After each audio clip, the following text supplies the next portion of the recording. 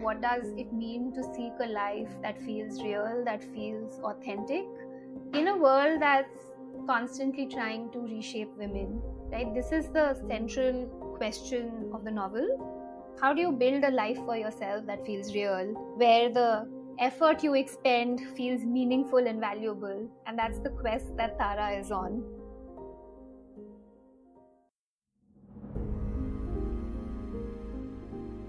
Hi everyone, you're listening to the Southasia Review of Books podcast from Himal, Southasian, where we speak to celebrated authors and emerging literary voices from across South Asia. I'm your host, Shwetha Srikanthan, coming to you from Colombo, and my guest today is Amrita Mahale, joining us from Mumbai to talk about her new novel, Real Life.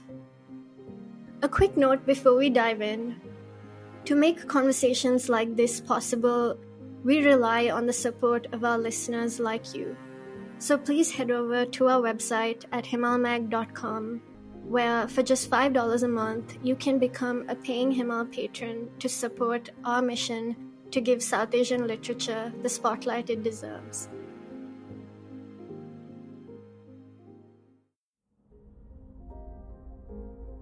What does it mean for a woman to live fully and on her own terms?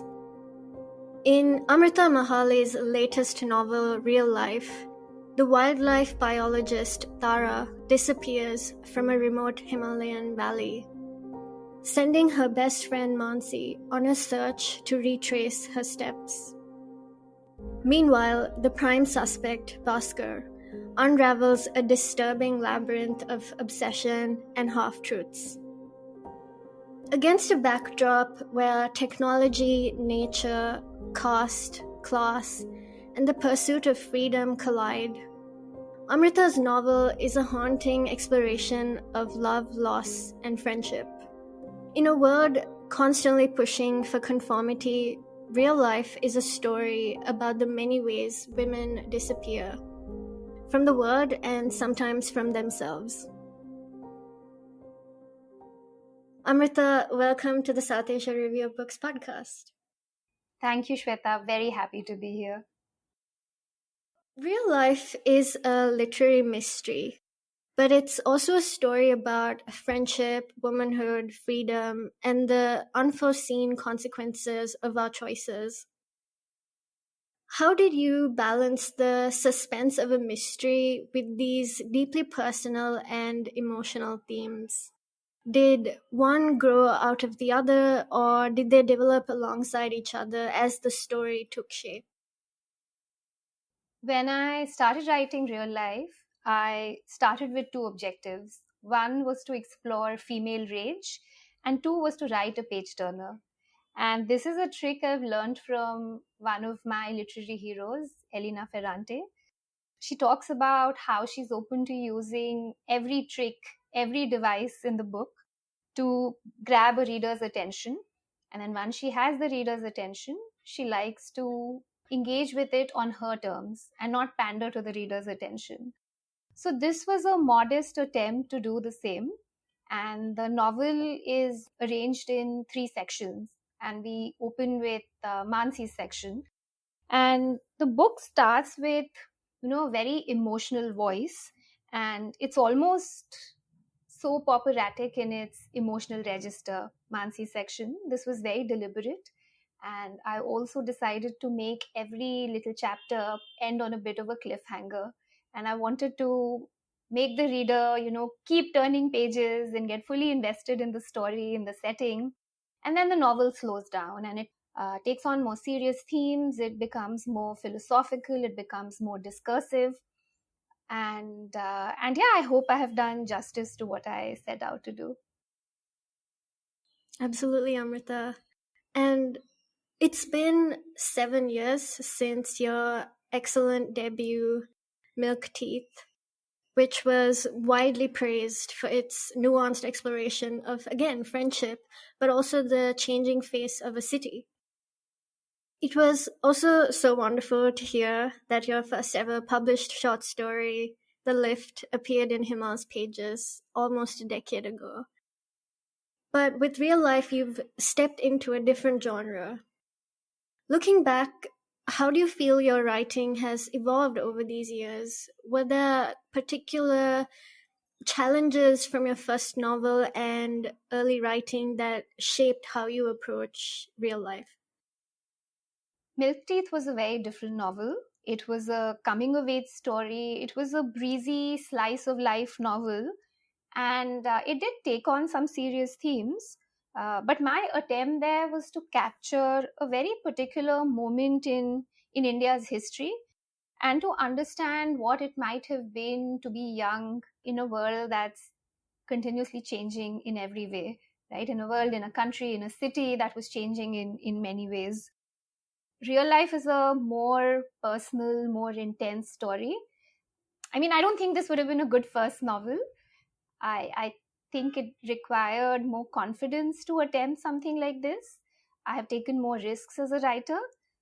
But at the same time, I do want to reflect on one particular aspect of writing and publishing Milk Teeth.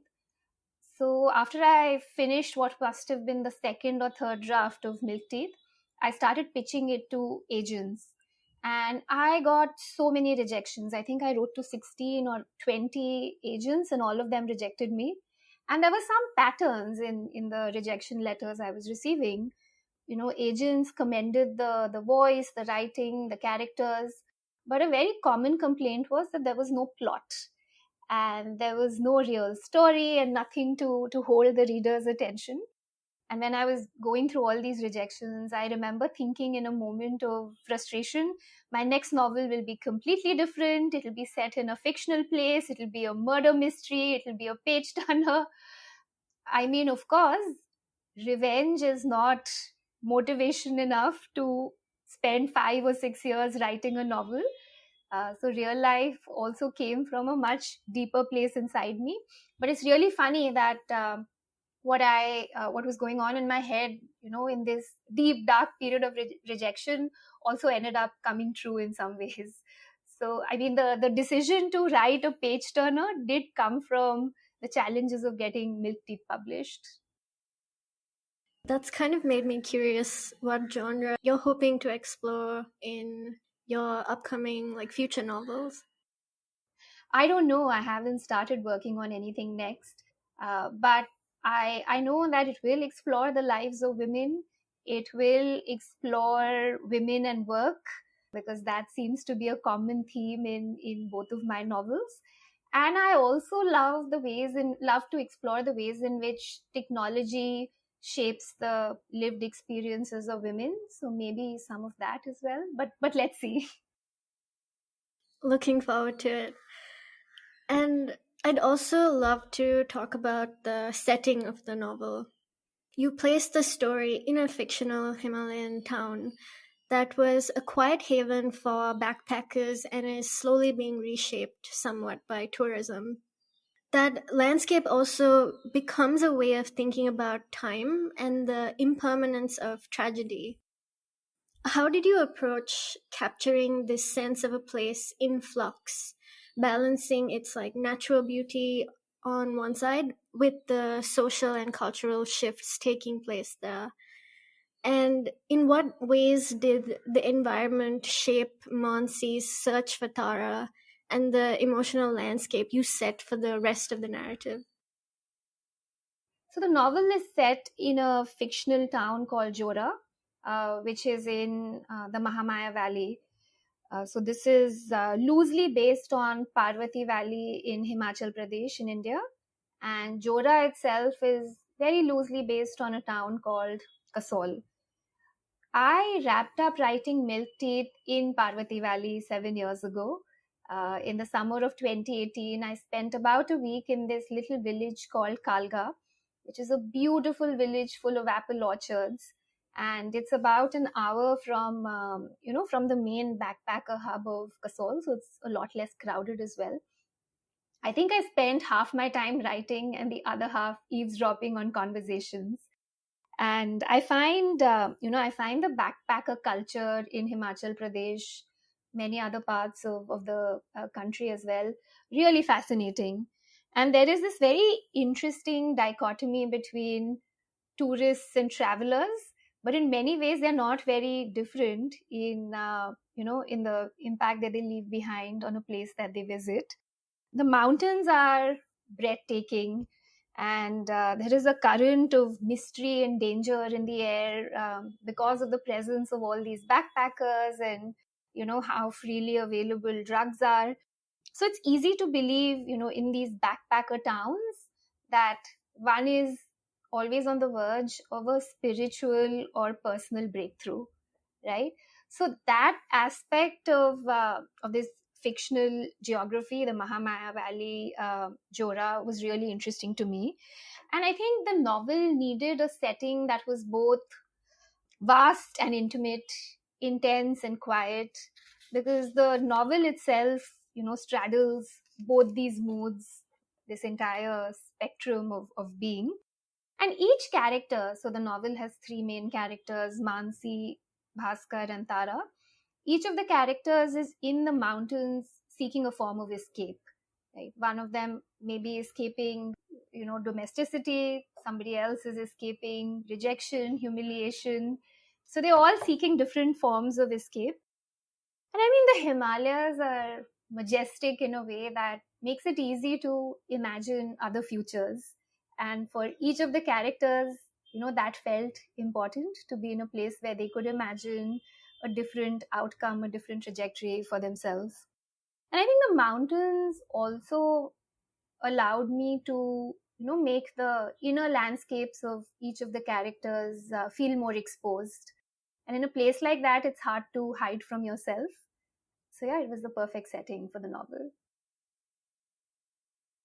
Amrita, I'm glad you mentioned Elena Ferrante as your literary hero, because increasingly I've started to pay more attention to the female friendships in books, which in most genres are usually nothing more than subplots. But some of my favorite novels are those that center these complex female friendships, like Elena Ferrante's My Brilliant Friend and Toni Morrison's Sula, for example. But you could argue this is something we don't come across often in South Asian literature. But you've given us a really important corrective. The bond between Mansi and Tara is written with such nuance.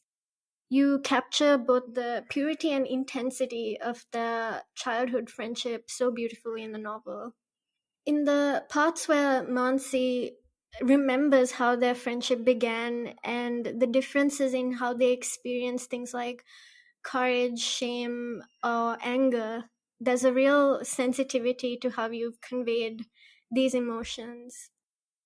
How did you approach writing those moments and the friendship, and how did you navigate balancing nostalgia with the more complicated and sometimes painful realities that come up as the friends grow older? Yeah, so friendship, for me was a way to tell a story about two very different ways of being a woman in the world. And Mansi and Tara are very different from each other. But I think in a way, I didn't want to make too much of these differences, right? And over the course of the novel, you see that Mansi, who absolutely adores, loves her best friend Tara, does not know a lot about her, right? Does not really know her in her life very well. And who Tara is as a person is slowly revealed over the course of the novel.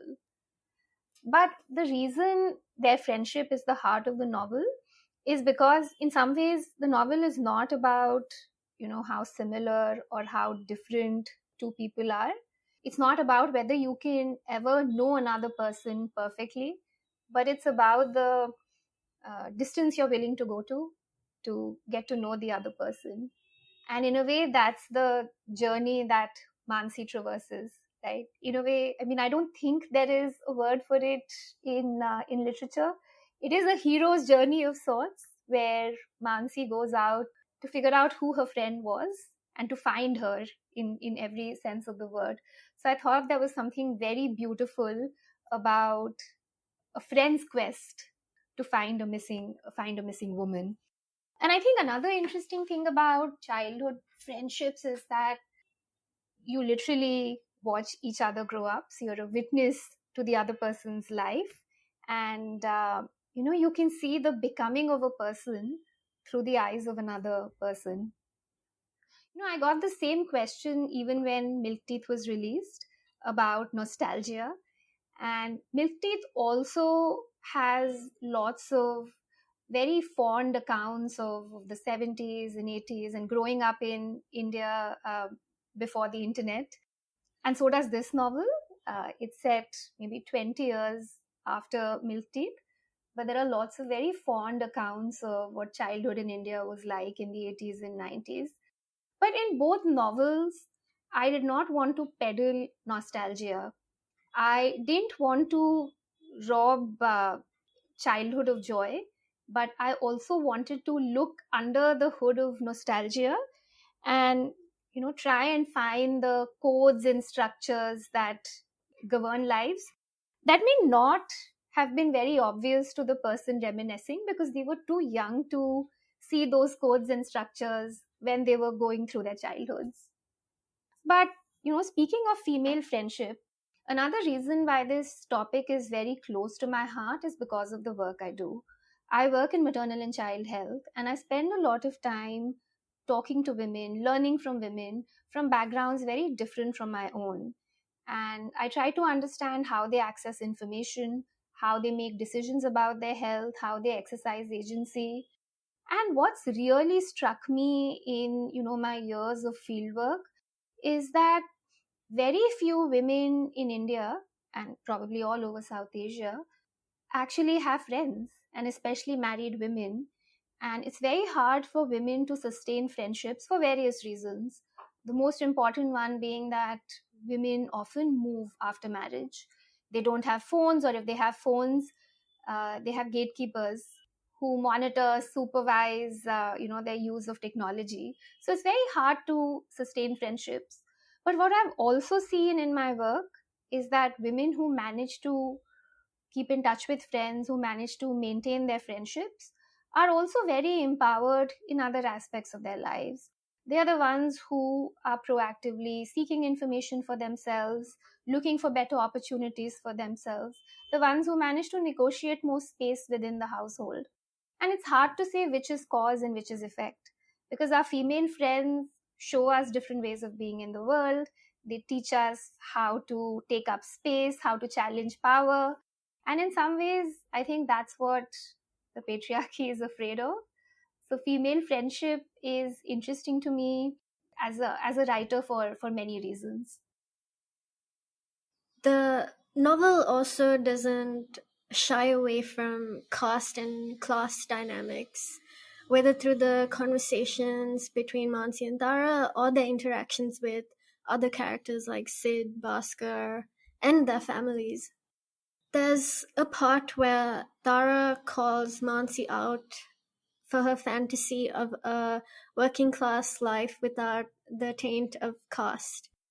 You essentially show how Mansi's unawareness of her own caste is itself a form of privilege. How did you approach weaving these complex social realities into the narrative, especially through their friendship, without it feeling didactic? So, like I said, I wanted to explore two different ways of being a woman in the world. So, I did want to make Tara and Mansi very different from each other.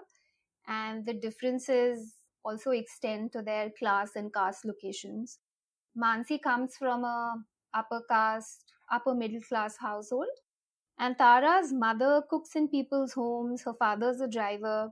She comes from what would be called a backward caste in India, which you learn when Mansi attends a protest against OBC reservations.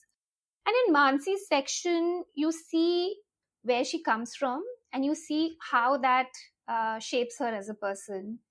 And you see how growing up in an upper middle class household shapes her ideas of how respectable women should live and behave. And she also has a form of caste blindness, which really is an unwillingness to confront what feels uncomfortable. And for large parts of the novel, she manages to not go into uncomfortable places. But then there are parts where Tara challenges her to confront her own privilege.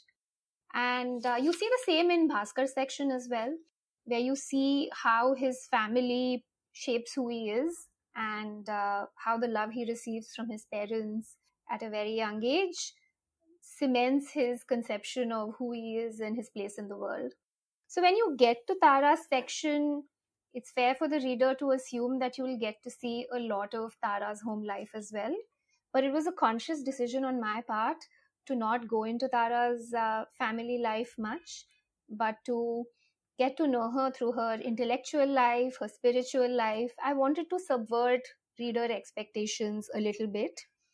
And now I wonder if, it was a missed opportunity. I have been asked what would I do differently if I were to revisit the novel. Maybe I would explore Tara's childhood in a bit more detail. You do get to see glimpses of her family in her section. One episode is about how her mother has always had a lot of pride in her work, and has also always been someone who's had a lot of agency, right? Her mother is someone who sees herself as being in charge of her own destiny, and that clearly has also shaped who Tara is as a person. But yeah, if I could revisit one part of the book, it probably would be Tara's section. I also really like the part where Tara looks back on her female family members, and again, the thing with the phones comes up there, right? Like some of her relatives, like how much access they have, and she's reflecting on how much agency she has compared to them. Yeah, and the line about how their family members let them access phones or let them do certain things, right? This idea of a woman needing permission to be herself. I did want to emphasize that through that scene. Yeah, and that comes through brilliantly. Speaking of Bhaskar, one of the more unsettling threads in real life is his experiment with AI. Before he meets the real Tara, he is catfished in college by friends through Mansi, and he uses the emails from that account to build a chatbot in her likeness. His goal is to recreate the Tara he interacted with back then, hoping the model could reflect her essence, or even, quote, hold a gaze of love. When the bot begins to argue back, though, he destroys it, but the fallout continues. His colleagues and eventually the police confront him about the abusive and misogynistic behavior towards the bot. In your author's note, you mentioned you have worked in the field of AI for social impact and responsible AI. When writing these sections, were you more focused on exploring the psychological and emotional dimensions of Bhaskar's obsession, or about the ethical and societal implications of creating technology that mirrors human relationships, which are also explored in the debates that Tara and Bhaskar have at one point? Tell us more about this. I would say a little bit of both. I have worked in the field of AI for social impact for about 7 years now. So some of the questions that you see, between the pages of the book have been on my mind for a very long time. And it's only in the last 3-4 years since ChatGPT was released that AI has really captured public imagination and has entered the mainstream. But some of these ethical questions, go a long, long way back. In fact, I wrote Bhaskar's section, or I started writing Bhaskar's section about 6 months before ChatGPT was released. And some of the aspects of this section were intended to feel a little speculative. And then after ChatGPT came out, I was like, oh my God, now this is so commonplace. Should I just remove this entire section? I'm glad I did not, because now the ethical conundrum that Bhaskar faces is more familiar to more people, because a lot more people have now interacted directly with AI.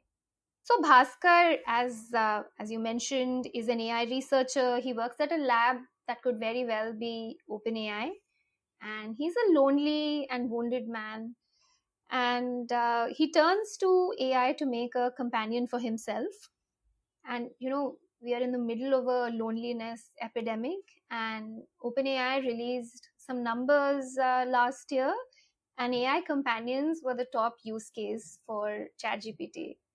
And it's seductive to have a friend, as Bhaskar realizes, who agrees with everything you say, who says what you wanted to say, who, at least on the surface, speaks the language of love and understanding. But the novel is called Real Life, and this is not real. Real relationships require effort, they require commitment, sacrifice, and compromise. And there is an element of friction in human relationships that AI takes away, but the friction is what makes the relationship meaningful. That's what makes it real in many ways. And I feel the same way about the use of AI in writing, right? Even as an artist, I think the friction involved in creating a piece of art, in getting to a place of truth, of beauty, is often more important than the end product. So arriving at that place is more important than the arrival. And while it's tempting to take shortcuts, it does rob something essential from the process of creating art. Bhaskar's story also reflects this deeper dynamic of male entitlement and resentment.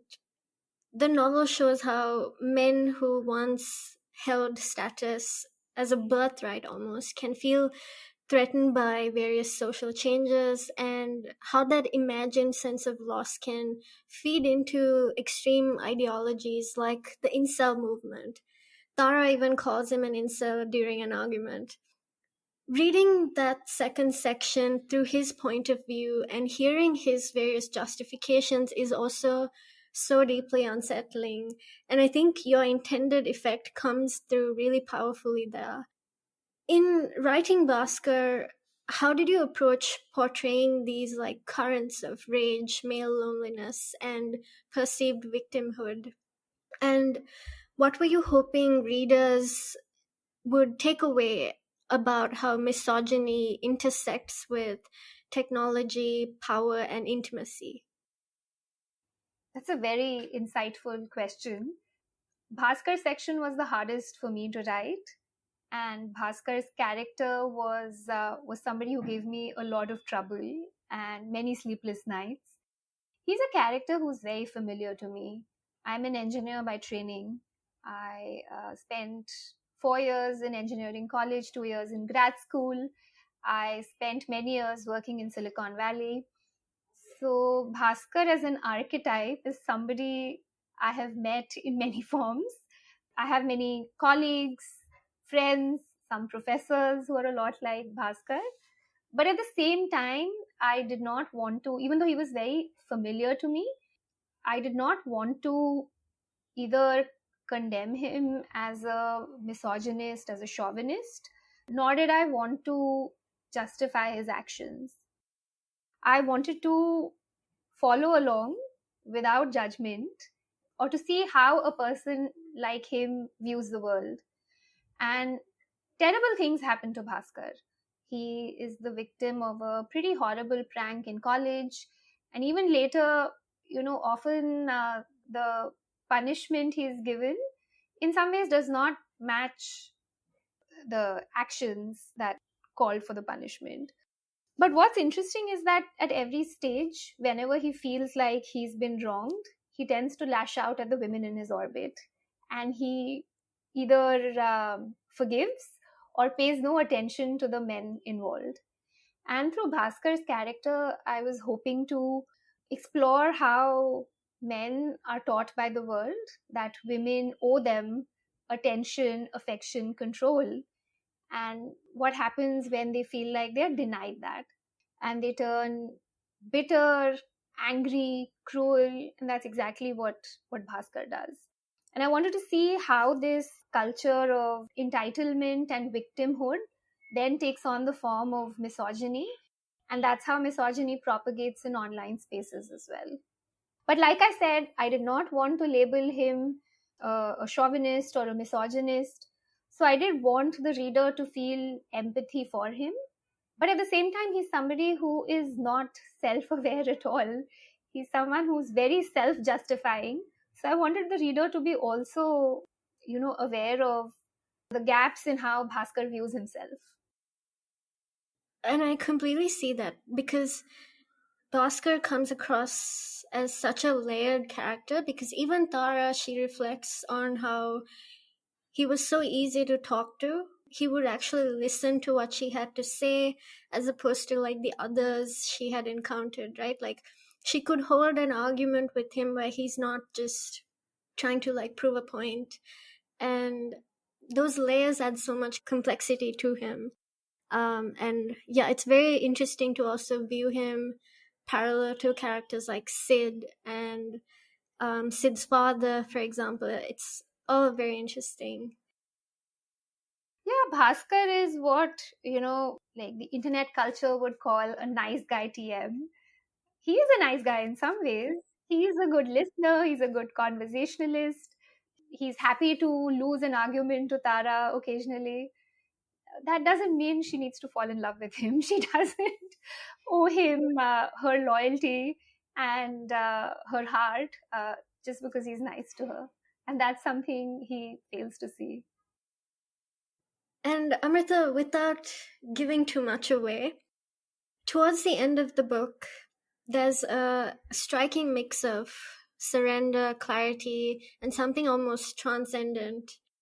Tara remembers Mansi once calling her radical and revolutionary, even though she never saw herself that way.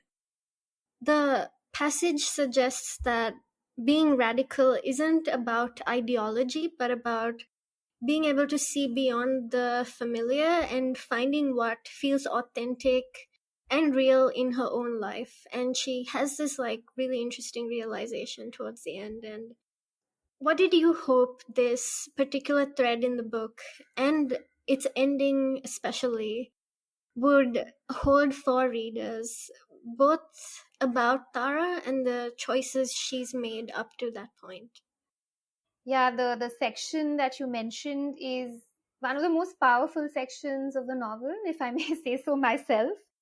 And the novel really is about, what does it mean to seek a life that feels real, that feels authentic, in a world that's constantly trying to reshape women, right? This is the central question of the novel. Like, how do you build a life for yourself that feels real, where the effort you expend feels meaningful and valuable? And that's the quest that Tara is on. And in real life, even my own real life, I have learned that to pursue something meaningful, it's important to sometimes leave behind what feels familiar, what feels safe, what feels comfortable. And that's a leap that Mansi, in many ways, is not able to make, but Tara, in small and big ways, has. So that passage is also meant to illustrate the, small differences in how Mansi and Tara have lived their lives, but how those decisions have put them on very different trajectories. In your author's note, you mentioned that Tara's time in the Mahamaya Valley was inspired and influenced by several sources, including Vicky Mackenzie's Cave in the Snow and Maria Papa's Figuring. Again, without spoiling anything, could you talk us through how these influences shaped the novel, particularly Tara's arc, the texture of her time in the forest, and the tone of those final few moments? So when I started writing the novel, I was not very sure how the novel would end. I mean, the themes of the novel were very consistent all through. It took me 6 years to write it. I started off with a good understanding of what the novel was about, but not the arc of the story. And about a year into writing the novel, COVID struck. And I had my child. I'm a mom to a 5-year old.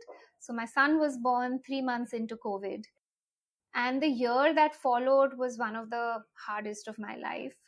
One part of it was the pandemic. because that meant being cooped up at home, being cut off from friends, from extended family, from nature. The other part was being a new mother when your days are not your own. I think I didn't sleep for more than 3 or 4 hours at a stretch for the first year after my son was born. So it was just a very difficult time for me. And there was a novel I was writing that I could just not get back to. So there was a very deep longing inside me for the kind of solitude that was not on my horizon at all. And this deep longing for a space, a solitude that was, away from the needs and wants of others is what fueled Tara's section. But coming to more practical, more tangible inspirations, once I figured out what Tara's section was about, how it would pan out, I then started looking for books about people who'd spent a lot of time on their own in the mountains. And Cave in the Snow and Lost in the Valley of Death were two memoirs, two books of nonfiction that were very vital in recreating Tara's days in some ways. And I also read a lot of nonfiction set in the Himalayas, a lot of works by wildlife biologists and adventurers. Another book I really recommend is Peter Matheson's Snow Leopard, which is also a fantastic book. And finally, a question that I've been personally curious about is what the response has been like to the ending of the novel. Again, without giving too much away, what have people been saying to you? Very good things. I think the most common thing I've heard about the book is that it's a real page turner. And I have readers messaging me sometimes at 1, 2, 3 in the morning on Instagram saying, very sorry to message you this late, but I just finished the book. I just couldn't put it down. And a lot of people have told me they read the book in 2 days, 3 days, and it's helped them break a reading slump, which I'm thrilled to hear always. A lot of people have also messaged me asking how the book ends. Like, the book is somewhat ambiguous, I suppose, the ending. So a lot of people have messaged me to ask, so what really happens? Is this interpretation correct? Is that interpretation correct? Some of the interpretations have been really wild, and I have had to just pause and say, wait a minute, how did you take this away from the novel that I wrote? But once you write a novel, it's not your own, it's in the hands of the readers. And I'll tell you something really funny. When I ended the novel, it was meant to be very ambiguous. So even I did not know, what the right interpretation was of the ending. But in the months since the novel came out, I have made up my mind about how the novel ends. But yeah, I mean, when I was writing it, it was intended to be ambiguous. Do you have a favorite theory that came from a reader that you'd like to share? Yeah, there was a very interesting theory about parallel universes. That is, each of the sections just unfolding in a separate universe. And it's an interesting interpretation because the novel does mention parallel universes in passing in multiple places. And then at the beginning of Tara's section, there is a little poem by E. E. Cummings, the epigraph, which is, listen, there's a hell of a universe next door, let's go. So the reader was convinced that every section is unfolding in a parallel universe. Absolutely wild. Amrita, thank you so much for taking the time to speak with us today. It was such a pleasure to have you on the podcast. Yeah, an absolute pleasure. Thanks for the wonderful conversation. Thank you for listening to the Southasia Review of Books podcast from Himal, Southasian. If you like this episode, please share widely, rate, review, subscribe, and download the show on your favorite podcast apps. You can find the links to subscribe and listen to previous episodes on our website at himalmag.com. And while you're at it, please do also check out Himal's State of South Asia podcast, hosted by Associate Editor Nayanthara Narayanan, featuring conversations on pressing social and political issues from across South Asia. Himal is also bringing you Saffron Siege, a new podcast series by the peace activist Harsh Mandar. In Season 2, tune in for his wide-ranging conversations with some of the most incisive minds of our times, exploring 100 years of the RSS and its corrosive impact on India. What we do and what we love doing at Himal is really looking at South Asian writing and ideas like no other. And that gives us a very unique community viewpoint and the privilege of making conversations like this possible. So if you'd like to support our work, please do become a paying Himal patron.